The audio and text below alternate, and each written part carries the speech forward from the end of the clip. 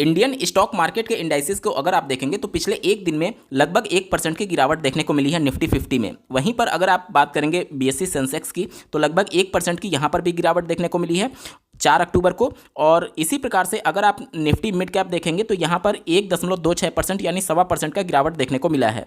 इसी प्रकार से अगर आप इससे एक दिन पहले का ट्रेडिंग सेशन देखेंगे तो वहाँ पर भी अच्छी खासी गिरावट देखने को मिली थी। तो एज ए रिटेल इन्वेस्टर जब भी आपको लमसम इन्वेस्टमेंट करना रहे तो क्या स्ट्रेटजी आपकी होनी चाहिए और क्या ये लमसम करने का अपॉर्चुनिटी है, और आपको नए फंड में इन्वेस्टमेंट करना चाहिए लमसम के लिए, या फिर जो आप ऑलरेडी एसआईपी के थ्रू इन्वेस्टमेंट कर रहे हैं म्यूचुअल फंड में उसी में लमसम करना चाहिए। इन सबके रिगार्डिंग इस वीडियो में डिटेल में बात करेंगे। और इस वीडियो के समाप्त होने के बाद से आपको इन्वेस्टमेंट जो कि लमसम के थ्रू आप म्यूचुअल फंड में करेंगे उसके लिए क्या स्ट्रेटजी आप अपना सकते हैं ताकि लॉन्ग टर्म में आपको ज़्यादा रिटर्न देखने को मिले, इसके बारे में डिटेल में बात होगी। अंत तक जरूर जुड़े रहिएगा। नमस्कार दोस्तों, मेरा नाम है नीरज, आप देख रहे हैं फिनोबिट यूट्यूब चैनल। अगर आप इस चैनल पर पहली बार विजिट कर रहे हैं तो इसको सब्सक्राइब करते हुए बेल आइकन को प्रेस करना ना भूलें। अगर आपके पास 1 लाख 2 लाख 5 लाख 10 लाख है लमसम इन्वेस्टमेंट करने के लिए, और अगर आप ये सोच रहे हैं कि मार्केट में जब 10 से 20% का करेक्शन आएगा तब जाकर के हम लमसम करेंगे, तो हो सकता है कि ये अपॉर्चुनिटी आपको ना मिले। क्योंकि मार्केट में 1% 2% की गिरावट तो हो रही है, लेकिन रिटेल इन्वेस्टर अब धीरे धीरे इतना अवेयर हो चुके हैं कि मार्केट में गिरावट जैसे ही होती है तो वो और ज़्यादा इन्फ्लो कर देते हैं पैसे का, जिसकी वजह से मार्केट धीरे धीरे करेक्शन पीरियड से निकल करके ऊपर जाने लगता है। तो 10% 20% का करेक्शन बहुत ज़्यादा रेयर अब हो जाएगा। नो डाउट यहाँ पर रिटेल इन्वेस्टर बहुत ज़्यादा अवेयर हो चुके हैं। पहले की अगर हम लोग बात करें तो जब मार्केट में करेक्शन आता था तो रिटेल इन्वेस्टर और ज़्यादा पैसा निकालने लगते थे, जिससे एक तो वैसे ही मार्केट किसी न्यूज़ की वजह से गिर रही है, और ऊपर से जब पैसे का आउटफ्लो होगा उस पर्टिकुलर म्यूचुअल फंड से, यानी कि उस स्टॉक से, क्योंकि म्यूचुअल फंड क्या है, बास्केट ऑफ स्टॉक्स है, तो जाहिर सी बात है जब आप म्यूचुअल फंड से पैसा निकाल रहे हैं तो एएमसी आपका पैसा निकालने के लिए उस स्टॉक्स को सेल आउट करेगी और उसके बाद से पैसे आपको रिडीम करके देती है। तो वहां पर चूंकि स्टॉक से पैसे निकल रहे हैं, एक तो वैसे ही मार्केट गिर रहा था और स्टॉक से और पैसे निकल रहे हैं, यानी कि डिमांड क्या हो रहा है, कम हो रहा है। और सप्लाई एंड डिमांड के रूल के हिसाब से जैसे डिमांड कम होगा उसका रेट ऑटोमेटिक डाउन चला जाएगा। इसी प्रकार से लगातार मार्केट में और करेक्शन आता जाता रहता था। अगर पहले की बात करें तो 10% 20% का करेक्शन हो जाता था, लेकिन आज के डेट में अगर आप इस प्रकार के 10% 20% के करेक्शन का वेट करें जो कि नेक्स्ट टू इम्पॉसिबल है, तो अब कैसे हम अपॉर्चुनिटी ढूंढें? तो अपॉर्चुनिटी ढूंढने के लिए आपको आपके पोर्टफोलियो के सभी फंड्स जिसमें भी आपने इन्वेस्टमेंट कर रखा है उसको समय समय पर ट्रैक करना चाहिए, और जब भी मार्केट में 1% 2% का करेक्शन देखने को मिले। अब आप देखिए कैसे इन्वेस्टमेंट करना है, ध्यान से देखिएगा। जैसे यहाँ पर मैं एक फंड का एग्जाम्पल लेता हूँ, एक रिटेल इन्वेस्टर जो कि quant small cap mutual fund में इन्वेस्टमेंट करते हैं। अभी क्वांट का जो करंट एनएवी चल रहा है आप अपने स्क्रीन पर देखिएगा, 296 रुपया और 27 पैसे चल रहा है। और इनका जो एवरेज एनएवी है, एसआईपी के थ्रू ये इसमें इन्वेस्टमेंट करते हैं, तो इनमें जो एवरेज एनएवी है वो 261 रुपया और 39 पैसे का चल रहा है। ध्यान से देखिएगा। अब अगर इस एवरेज एनएवी से नीचे जाए तब इनको नो डाउट अगर पैसा इन्वेस्ट करते हैं तो ये एवरेज एनएवी और ज़्यादा नीचे आएगा, जिससे एवरेज कॉस्ट का लाभ मिलेगा और लॉन्ग टर्म में इनका अच्छा रिटर्न बनेगा। लेकिन इतने 261 पर जाना अभी पॉसिबल नहीं दिख रहा है। तो इसलिए हम लोग क्या करेंगे कि इस म्यूचुअल फंड में जो भी इनका इंस्टॉलमेंट जा रहा है, जो भी एसआईपी का इंस्टॉलमेंट जा रहा है, प्रत्येक एसआईपी का जो इंस्टॉलमेंट होता है वो फ्रेश इन्वेस्टमेंट माना जाता है। यानी कि हो सकता है कि इस मंथ उनकी एसआईपी का इंस्टॉलमेंट कटा हो, इससे पहले वाले मंथ में एसआईपी का इंस्टॉलमेंट कटा हो, उससे पहले वाले में एसआईपी का इंस्टॉलमेंट कटा हो। तो हम लोग क्या देखेंगे कि अभी जो करंट प्राइस चल रहा है इस म्यूचुअल फंड का, हम लोग ये देखेंगे कि इनका कितना ऐसा इंस्टॉलमेंट है जो कि इससे ज़्यादा है। क्यों? क्योंकि मान लीजिए 2-3 इंस्टॉलमेंट हमें ऐसा मिल गया जिसमें इससे ज़्यादा में उन्होंने यूनिट्स को परचेज किया होगा, यानी एसआईपी का इंस्टॉलमेंट अगर इससे ज़्यादा पर कटा होगा तो नो डाउट अगर हम इतने रेट पर या फिर इससे 1-आध रुपया और नीचे जाए तो अगर हम पैसे को इन्वेस्ट करते हैं, यानी कि हमारा कम से कम 2 से 3 इंस्टॉलमेंट जो पे हुआ होगा उसका एवरेज हो जाएगा।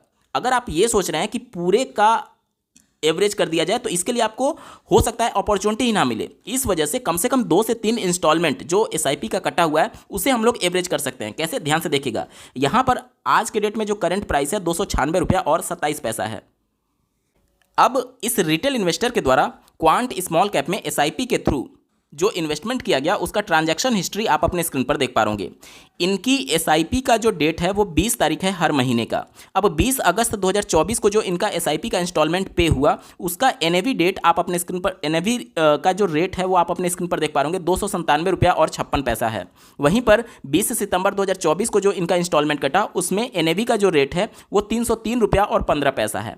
आज जो एनएवी का रेट चल रहा है वो 296 रुपया और 27 पैसा चल रहा है। यानी नो डाउट अगर हम लोग आज इन्वेस्ट कर दें लमसम के थ्रू तो कम से कम ये जो दो इंस्टॉलमेंट है, कम से कम जो दो इंस्टॉलमेंट है उसे हम लोग एवरेज आउट कर सकते हैं। कैसे, इसको ध्यान से समझिएगा। इनकी जो एसआईपी चल रही है वो 2500 चल रही है, 2500 की, ठीक है। यानी कि अगर हम लोग 5000 यहाँ पर इन्वेस्टमेंट कर देते हैं तो ये भी एवरेज हो जाएगा और ये भी एवरेज हो जाएगा, ठीक है। अब यहाँ पर देखिए कैसे एवरेज होगा। ये एक इस रेट पर इनको इंस्टॉलमेंट कटा 303 रुपया और 15 पैसा, दूसरा 297 रुपया और 56 पैसा, और 2500 का एक हम लोग इस रेट पर इन्वेस्टमेंट करते हैं तो कितना हो जाएगा 296 रुपया और 27 पैसा, और फिर 2500 का अगर हम लोग करते हैं, यानी सीधे तौर पर मैं आपको सिर्फ समझाने के लिए 2 बार कर रहा हूं, क्योंकि हम लोग 5000 इन्वेस्टमेंट कर रहे हैं और इनकी 5000 में इनका 2 इंस्टॉलमेंट हो जाएगा, क्योंकि 2500 की एसआईपी चलती है। तो जब हम 5000 पे कर रहे हैं यानी कि 2 इंस्टॉलमेंट को ये एवरेज आउट करेगा। तो मैं सिर्फ समझाने के लिए यहाँ पर 2 बार लिख रहा हूँ ताकि आप चीज़ों को आसानी से समझ पाएं, ठीक है।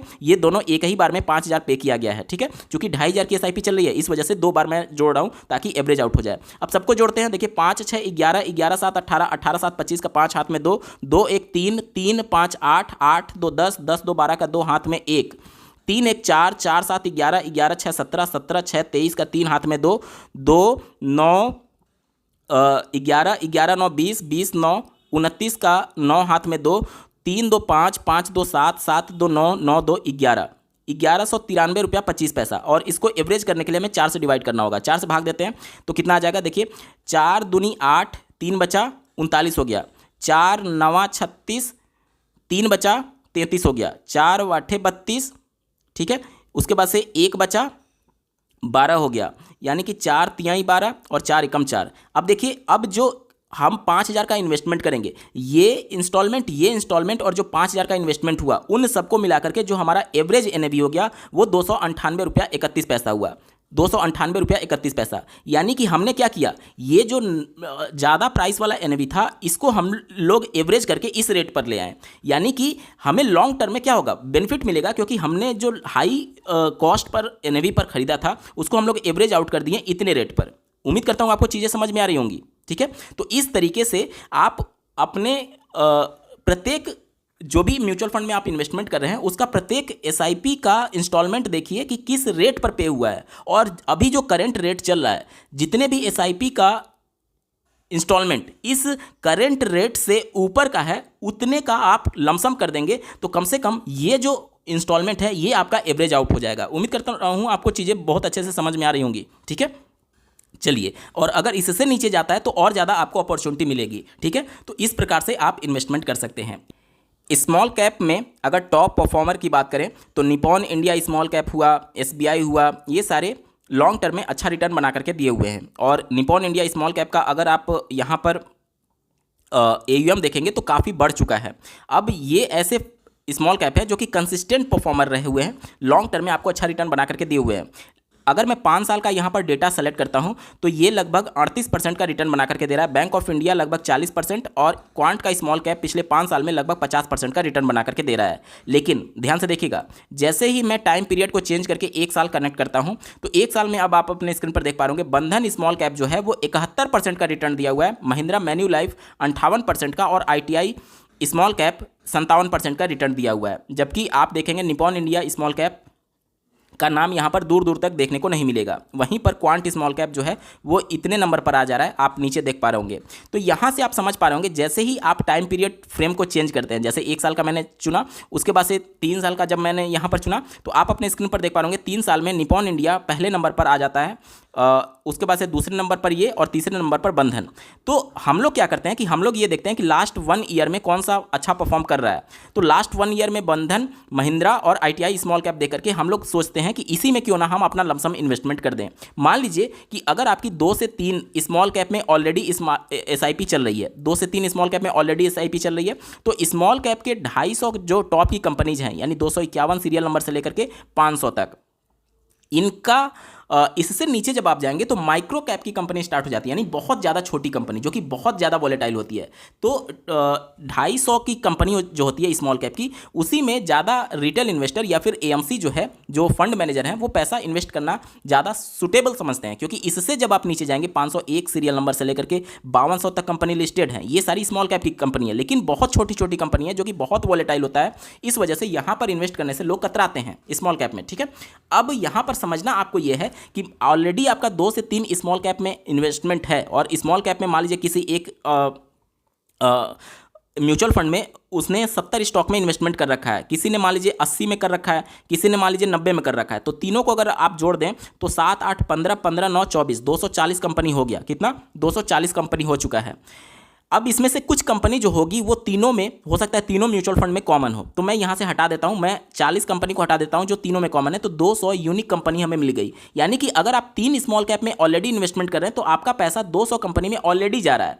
और अगर आपने चौथा कोई स्मॉल कैप ले लिया लमसम इन्वेस्टमेंट करने के लिए, मान लीजिए उसके पोर्टफोलियो में मान लीजिए 70 स्टॉक्स हैं, तो यहाँ पर अब कितनी कंपनी होगी? 270 कंपनी, और इसमें से मान लीजिए कि 20 कंपनी आपका कॉमन है, तो भी निकाल दिए तो 250 कंपनी आ गई जो कि यूनिक है। अब 250 कंपनी यूनिक हो गई, यानी कि 250 के टॉप के जो स्मॉल कैप की कंपनी है उसमें पूरा आपका पैसा चला गया, पूरा पैसा चला गया। इसका मतलब ये हो गया कि ये जो आप पैसा डाले नया म्यूचुअल फंड में लमसम के लिए, वो आपके 250 के 250 कंपनी को कंप्लीट कर दे रहा है। 3 म्यूचुअल फंड में आपका पहले से इन्वेस्टमेंट था जिससे 200 कंपनी में आपका पैसा जा रहा था। अब और ज़्यादा आप स्मॉल कैप के कंपनी को जोड़ते चले गए, आपने एक नया म्यूचुअल फंड ले लिया स्मॉल कैप कैटेगरी का लमसम करने के लिए, दूसरे में भी कर दिया जो कि रिटर्न आपको अच्छा दिख रहा था, यानी कि 3 में आपका ऑलरेडी इन्वेस्टमेंट था, 2-3 और ले लिए, तो उस कंडीशन में लगभग 250 के 250 कंपनी में आपका पैसा चला गया। यानी कि जो रिटर्न आप यहां से बनाएंगे वो इंडेक्स के बराबर बनाएंगे। क्यों? क्योंकि इंडेक्स भी तो यही करता है कि 250 के 250 कंपनी में आपका पूरा पैसा डालता है,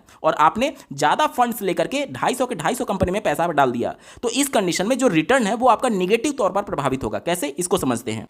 आप अपने स्क्रीन पर देख पा रहे होंगे एक active mutual fund Nippon India small cap का मैंने यहाँ पर उदाहरण लिया है। अगर मैं इनके रिटर्न की बात करूँ तो सिंस इंसेप्शन मैं यहाँ ऑल पर सेलेक्ट करता हूँ, और 2013 से अब तक जो इन्होंने रिटर्न बना करके दिया है वो आप अपने स्क्रीन पर देख पा रहे होंगे, लगभग 28% का रिटर्न बना करके दिया हुआ है, लगभग 28% का। और इनके पोर्टफोलियो में अगर नंबर ऑफ स्टॉक्स में अगर आपको दिखाऊं तो आप अपने स्क्रीन पर देखिएगा, नंबर ऑफ स्टॉक्स जो हैं वो 215 स्टॉक्स हैं। लेकिन आपको ये भी समझना है कि जो 215 स्टॉक्स हैं, अगर मैं इनका फंड डिस्ट्रीब्यूशन दिखाऊं तो आप अपने स्क्रीन पर देखिएगा 96% इनकी जो होल्डिंग है वो इक्विटी में है। लेकिन चूंकि ये एक एक्टिव फंड है, और एक्टिव फंड में जो फंड मैनेजर होता है वो स्मॉल कैप का, इनके पास कम से जो रिस्ट्रिक्शन है वो ये है कि कम से कम आपको टोटल फंड का 65% स्मॉल कैप में डालना है, बाकी लार्ज कैप और मिड कैप में ये अपने मर्जी से डाल सकते हैं। लेकिन जो इंडेक्स होता है उसमें टोटल जो 250 कंपनी होंगी वो केवल और केवल स्मॉल कैप की होंगी। जबकि एक्टिव फंड में क्या होता है, ये इंडेक्स फंड यानी पैसिव फंड, और जबकि एक्टिव फंड में क्या होता है, फंड मैनेजर के ऊपर डिपेंड करता है कि स्मॉल कैप का कम से कम 65% रख करके बाकी वो लार्ज कैप और मिड कैप में डाल सकता है। लार्ज कैप और मिड कैप जो होगा वो इस फंड को ज़्यादा स्टेबल बनाएगा। अब यहाँ पर जो 215 स्टॉक्स आपको दिख रहे हैं उसमें लार्ज कैप भी शामिल है और मिड कैप भी शामिल है। अगर मैं आपको दिखाऊँ, आप अपने स्क्रीन पर Nippon India small cap fund को देख पा रहे होंगे। अगर इनके फंड डिस्ट्रीब्यूशन में लार्ज कैप, मिड कैप और स्मॉल कैप का अगर मैं एक्सपोजर आपको दिखाने की कोशिश करूं, आप अपने स्क्रीन पर देख करके चौंक जाएंगे। आप स्क्रीन पर देखिए, जो इनका स्मॉल कैप में एक्सपोजर है 68% का है। मैंने आपको बताया था मिनिमम 65% रखना है, इससे ऊपर जितना भी चाहे रखा जा सकता है, लेकिन कम से कम 65% रखना जरूरी है। तो इन्होंने 68% रख रखा है। मिड कैप में इन्होंने एक्सपोजर 14% का ले रखा है, और लार्ज कैप में एक्सपोजर 10% का ले रखा है, लगभग 11% का। ये एक्टिव फंड है, यानी कि फंड मैनेजर कम से कम 65% रख करके बाकी मिड और लार्ज कैप में पैसा डाल सकता है। यानी जो 215, ध्यान से देखिएगा, जो 215 यहाँ पर टोटल होल्डिंग दिख रही है उसमें से कुछ होल्डिंग इनकी मिड कैप की होगी और कुछ होल्डिंग इनकी लार्ज कैप की होगी। यानी हो सकता है कि 170, 180 के आसपास ये स्मॉल कैप के स्टॉक्स ले रखे हों। अब यहाँ पर केवल इस 170 में इनका इन्वेस्टमेंट है, हो सकता है 100, मैं यहाँ पर अंदाजे से बता रहा हूँ, हो सकता है 150 ही हो, ठीक है। और जबकि अगर आप इंडेक्स में इन्वेस्ट करते तो 250 के 250 कंपनी में आपका पूरा पैसा जाता।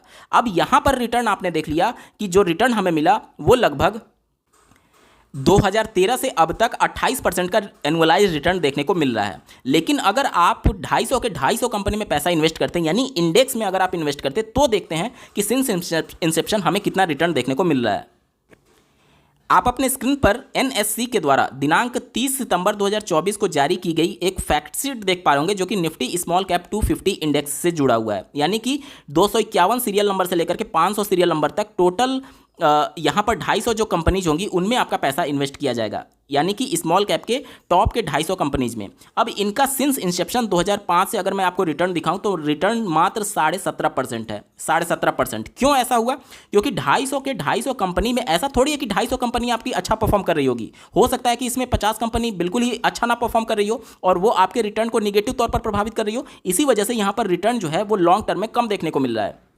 जबकि अगर एक एक्टिव फंड है और उसमें मान लीजिए 150 स्टॉक्स हैं स्मॉल कैप के, तो 150 स्टॉक्स हो सकता है इस बेस पर सेलेक्ट किए हों जो कि मोमेंटम में हो या फिर जो कि अच्छा परफॉर्म कर रहे हो। चूंकि यहां पर फंड मैनेजर एक्टिवली काम कर रहा है इन स्टॉक्स को पिक करने के संदर्भ में, तो वो ऐसे 50 स्टॉक्स या फिर 250 में से अगर 150 घटा दे तो टोटल 100 स्टॉक आते हैं। तो हो सकता है कि वो 100 स्टॉक्स को पिक ही नहीं कर रहा है स्मॉल कैप के, क्योंकि वो 100 स्टॉक्स हो सकता है परफॉर्म ना कर रही हो। इस वजह से जो एक्टिव स्मॉल कैप का फंड है स्मॉल कैप का, वो आपको रिटर्न के मामले में इससे कहीं ज़्यादा दिख रहा है। और इसी वजह से कहा जाता है कि किसी भी कैटेगरी के आप बहुत ज़्यादा एक ही कैटेगरी के फंड में इन्वेस्टमेंट ना करिए, क्योंकि अगर आप बहुत ज़्यादा फंड ले लेते हैं तो यानी कि आप टोटल उस कैटेगरी के सभी स्टॉक्स में पैसा इन्वेस्ट कर दिए, और जब भी आप सभी स्टॉक में पैसा इन्वेस्ट कर दिए तो रिटर्न जो है वो आपको इंडेक्स के बराबर मिलने लगेगा। और इंडेक्स जो है मिड कैप और स्मॉल कैप में जो एक्टिव फंड होते हैं वो इंडेक्स को काफ़ी अच्छे मार्जिन से बीट कर पाते हैं। लेकिन लार्ज कैप की जब बात आती है तो इंडेक्स में इन्वेस्टमेंट करना ज़्यादा प्रेफर किया जाता है, क्योंकि वहाँ पर एक्टिव फंड बीट नहीं कर पाते हैं लॉन्ग टर्म में या फिर काफ़ी लंबे टाइम पीरियड में। तो इन सभी चीज़ों को देखते हुए अगर आपका मिड कैप और स्मॉल कैप में ज़्यादा एक्सपोजर है तो आपको बहुत ज़्यादा फंड लेने से बचना चाहिए। और जब भी आप लमसम कर रहे हैं तो उस फंड में ही करिए जिसमें आपकी ऑलरेडी SIP चल रही है। उम्मीद करता हूँ आपके सारे डाउट्स क्लियर हो गए होंगे।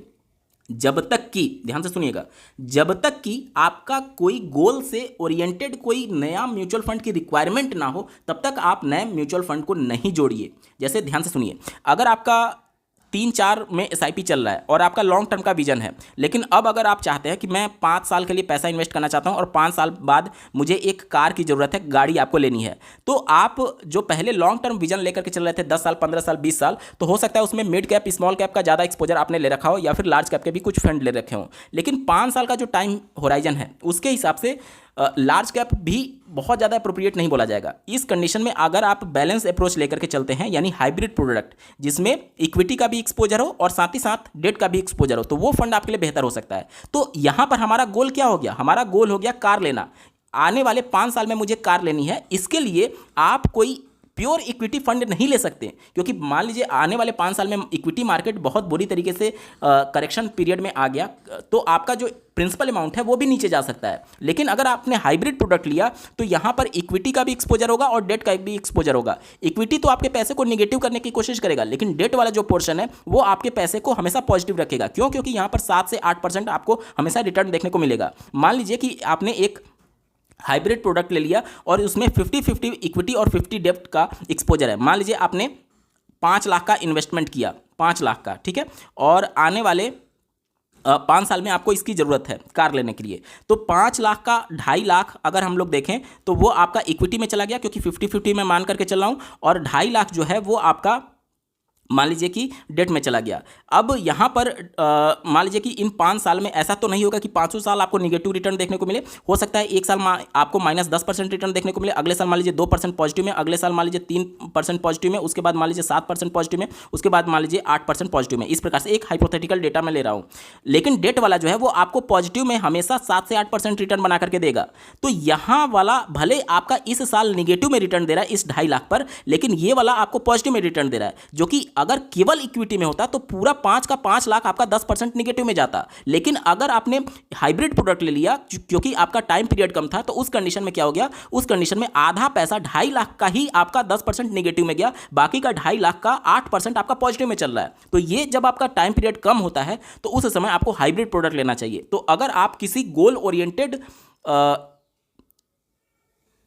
अपने फाइनेंशियल नीड के लिए इन्वेस्टमेंट कर रहे हैं तो उस कंडीशन में आप एक नया म्यूचुअल फंड ले सकते हैं। लेकिन आपको यह ध्यान देना है कि उस टाइम पीरियड के हिसाब से आपको किसी एक ऐसी कैटेगरी में जाना चाहिए जो कि आपकी रिस्क को कम करे। उम्मीद करता हूं आपके सारे डाउट्स क्लियर हो चुके होंगे। बावजूद इसका अगर आपका कोई प्रश्न रह जाता है तो कमेंट के माध्यम से पूछ सकते हैं। आपको यह वीडियो कैसा लगा, मेरा एफर्ट कैसा लगा, कमेंट के माध्यम से जरूर बताइएगा। और ऐसे ही महत्वपूर्ण अपडेट के लिए चैनल को सब्सक्राइब करना ना भूलें। इस वीडियो को देखने के लिए आपका बहुत बहुत धन्यवाद। भगवान करे आपका दिन शुभ हो।